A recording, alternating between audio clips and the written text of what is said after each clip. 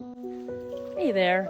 I just want to talk today a little bit about how we kind of screw ourselves as first responders with respect to mental health related workers' compensation, disability claims.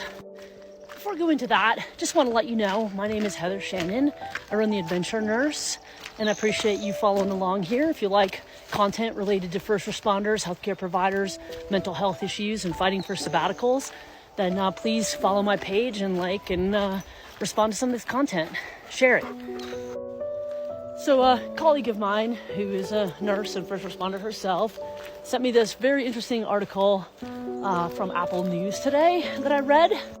I'll see if I can add the link in the caption here. I will say I do not know this person personally in the article, and I only know what's in the article, but it's a pretty extensive, it looks like extensively researched or at least reported on incident.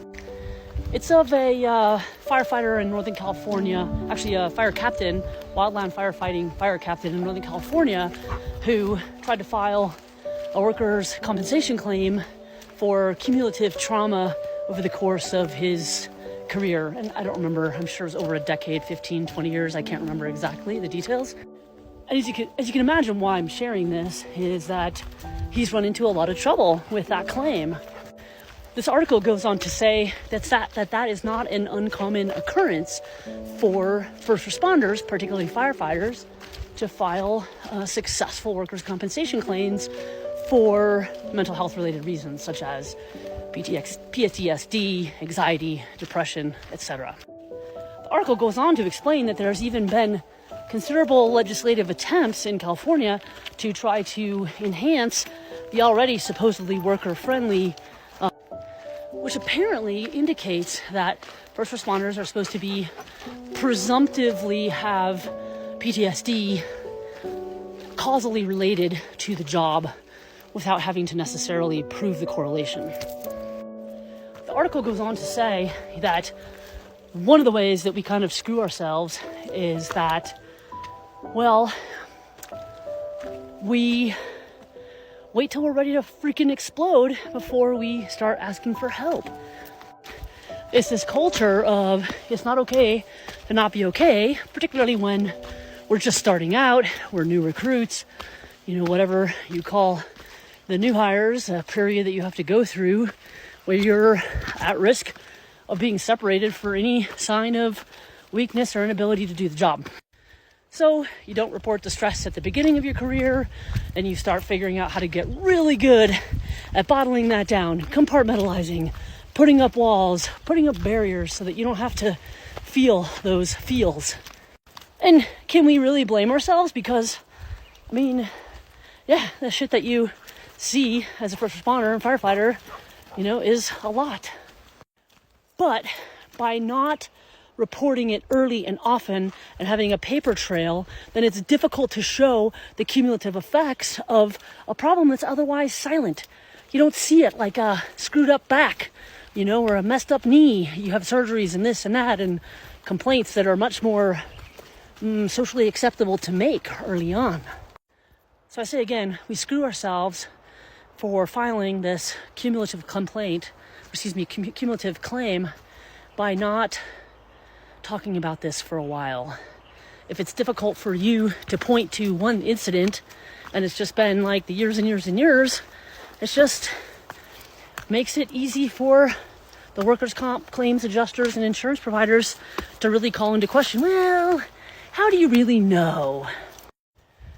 The other way that we can kind of screw ourselves with respect to a claim, particularly later in your career, is by having the confounding issues of multiple things going wrong at the same time.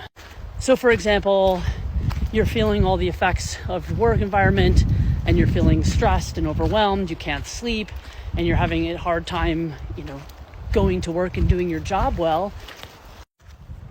And you happen to be having trouble with your relationship and you're going through a divorce. Well, that's just another thing, another flag for the adjuster to say, well, how can you say it's all from work? I chuckle because, it doesn't seem like that much of a stretch to me personally to consider the fact that the type of trauma and stress that you see on a daily basis that you have to squish down so that you can go function in your high stress job. Do this, keep your like emotions here so that you can quickly function, make decisions, get people out of the burning building, intubate them, do whatever they need to do. You can imagine how handy that comes in, but how it could also make you pretty inaccessible to your partner. So yeah, is it really that much of a stretch to think that your divorce could also be job related? Unfortunately, it's not that much of a stretch. However, it's enough of a confounder that insurance claim person, the reviewer for the workers' comp, will have some pretty good fodder to fight you on for a while. You might win eventually, but your care might be delayed, and you might need to seek legal assistance and or incur debt to just take care of yourself. And quite frankly, when you're that much of a place of feeling the cumulative effects of stress and PTSD, when you've watched, your partner on the ambulance take his own life, not necessarily watched it happen, but been a part of his or her life, and now they're gone, I think the last thing you're going to want to do is be on hold or standing in line or figuring out who to call to help you sort those issues. Yeah, no, we're going to end up giving up, and that's how we get screwed. So at the end of the day, what's the takeaway here?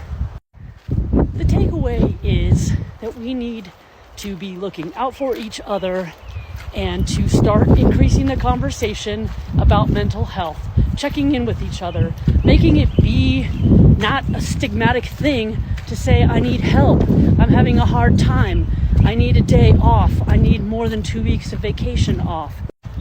Hey guys, I have to go see my therapist, I need to get off early, does somebody mind covering my end of shift for me? Simple stuff like that. Increase the conversation so that we can start seeking out help before it's too late. And again, back to my plug, sabbaticals. It's time.